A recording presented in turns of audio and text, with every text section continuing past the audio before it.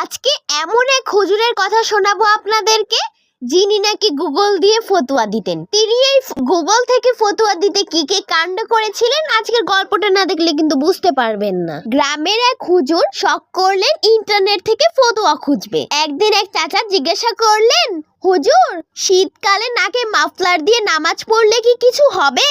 হুজুর তার কাঁধের ঝোলা থেকে মোবাইল বের করে বললেন, 1 মিনিট ভাইজান, গুগল ফতোয়া দেখি কি কয় আগে, তারপর আপনাকে বলতেছি। সেই মুহূর্তেই টাইপ করলেন, নাকে কাপড় দিয়ে কি নামাজ জায়েজ? ইয়া আল্লাহ, এখানে তো কেউ বলছে হারাম, কেউ বলছে সুন্নত, আবার কেউ বলছে কাপড়ের রঙও বলে লাগে।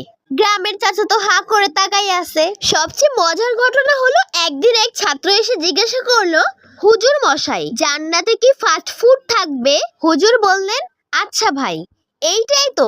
ইমাজিন ফতোয়া গুগলে দেখি সার্চ দিলেন, ইজ দেয়ার পিৎজা ইন জানাহ। পরে বললেন, এখানে কিছু মানুষ, এখানে এক ভাই বলছে জান্নাতে হইব KFC, কিন্তু কে মানে কাওথার, এফ মানে ফ্রাইড, আর সি মানে চিকেন। গ্রামের মানুষ তো হেসে গড়াগড়ি খায়। বন্ধুরা, আপনাদেরকে একটি কথা বলি, ফতোয়া দিলে গুগল না, কোরআন হাদিস দেখেই দিতে হয়, না হলে জান্নাতের KFC খুঁজতে গিয়ে দুনিয়ার হাসির বয়ান ভাইরাল হইয়া যায় কিন্তু।